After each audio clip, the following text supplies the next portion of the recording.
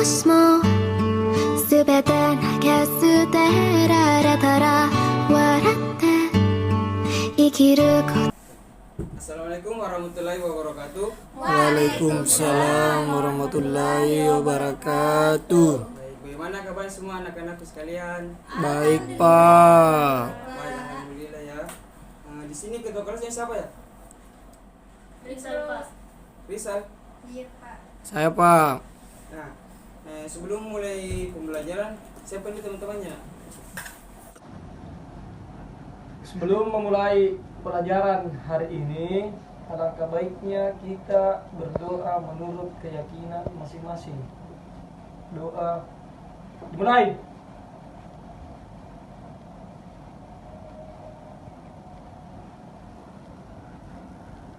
Selesai.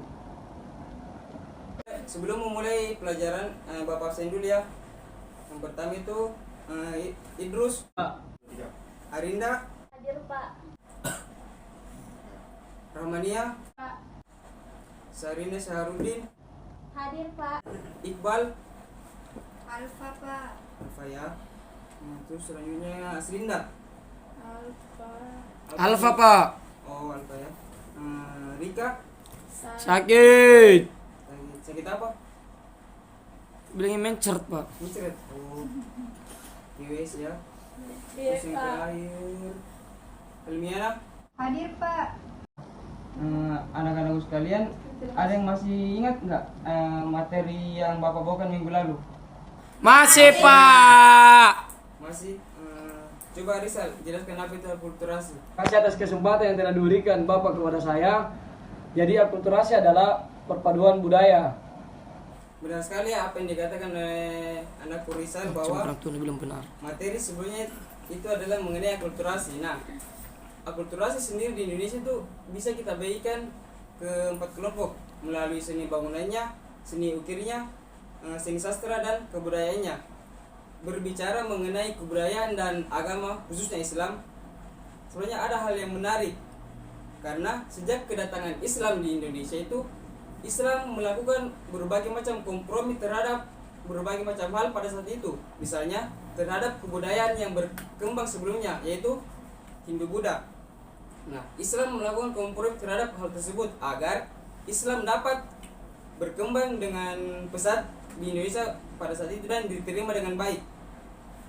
Materi yang Bapak bawakan hari ini itu mengenai nilai-nilai dan unsur budaya yang berkembang pada masa kerajaan Islam.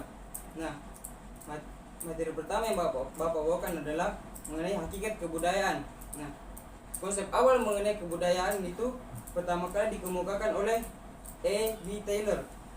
Dia mengatakan bahwa kultur atau civilization itu adalah complex whole include knowledge, belief, art, moral, law, custom and any other capabilities and habits acquired by man as a member of society. Ada yang tahu artinya? Tidak, Pak. Artinya itu adalah kebudayaan ialah keseluruhan kompleks yang meliputi pengetahuan, kepercayaan, kesenian, moral, hukum dan kemampuan-kemampuan lainnya serta kebiasaan yang diperoleh manusia sebagai anggota masyarakat. Paham sampai di sini? Paham, Paham, Pak. paham ya. Makanya lebih banyak lagi belajar bahasa Inggris ya. Iya, Pak. Yes, of course. Selanjutnya, Bapak akan menjelaskan mengenai unsur-unsur kebudayaan. Kebudayaan setiap masyarakat atau suku bangsa terdiri atas unsur-unsur maupun unsur besar maupun unsur kecil yang merupakan bagian dari suatu kebulatan yang bersifat sebagai kesatuan. Nah, ada beberapa unsur yang terdapat dalam kebudayaan di mana kita disebut sebagai kultural universal yang meliputi peralatan dan perlengkapan hidup manusia, mata pencaharian hidup dan sistem-sistem lainnya seperti ekonomi dan sistem kemasyarakatan. Unsur besarnya itu seperti kepercayaan dan sistem pemerintahan. Unsur kebudayaan itu dapat kita bagi menjadi dua, yaitu unsur kebudayaan yang mudah berubah dan unsur kebudayaan yang susah berubah. Yang mudah berubah contohnya itu adalah seni, bahasa, teknologi. Nah, sedangkan yang unsur yang susah berubah itu seperti kepercayaan, sistem pengetahuan dan sistem sosial. Paham? Paham, Pak. Paham, Pak. Sebelumnya ada yang mau ditanyakan? Saya Pak. Tadi kan Pak ada unsur kebudayaan yang mudah berubah itu ada seni, bahasa, dan teknologi. Nah, mungkin bisa Pak diberikan beberapa contoh dari itu tadi Pak. Oke, pertanyaan bagus ya. Nah, contohnya itu misalnya di seni, misalnya musik. Nah, yang populer pada tahun 90-an itu adalah musik-musik pop rock atau musik-musik rock. Sedangkan musik zaman sekarang yang berkembang itu ada musik-musik kayak Yes. pop, Yes. pop indie. Nah, itu menunjukkan bahwa seni atau di bidang musik itu bisa berubah ya. Iya Pak. Nah, selanjutnya mengenai teknologi, contohnya saja adalah HP. Nah, Saudara Rizal, waktu zaman SMP atau SD lah, HP apa yang dipakai pada saat itu? Blackberry Pak. BlackBerry ya. Nah, Sekarang Pak pakai HP Samsung Pak. itu juga menunjukkan bahwa di bidang teknologi itu kebudayaan itu juga bisa berubah. Selanjutnya Bapak akan menjelaskan mengenai persentuhan Islam dengan kebudayaan asli Indonesia.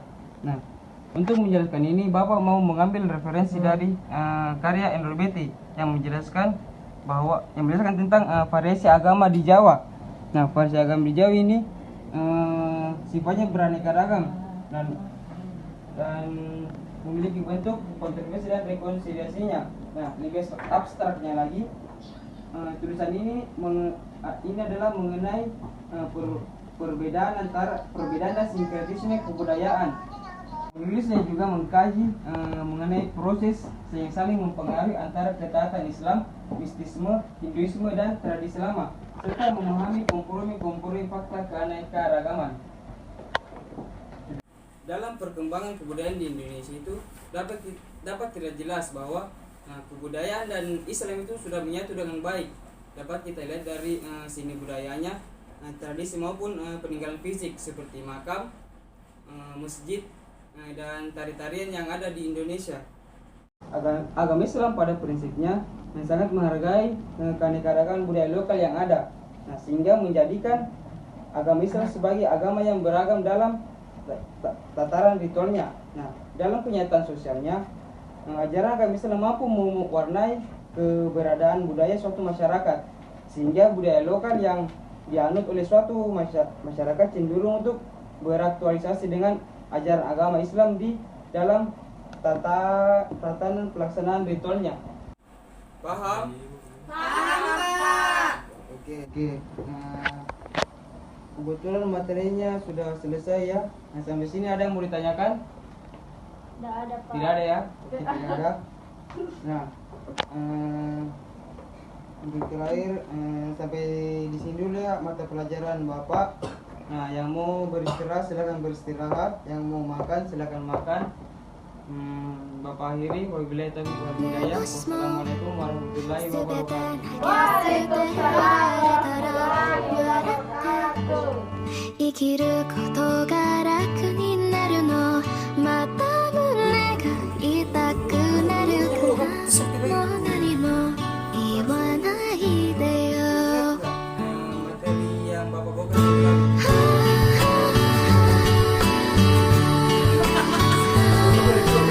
Apa materi bukan mau jelaskan lagi.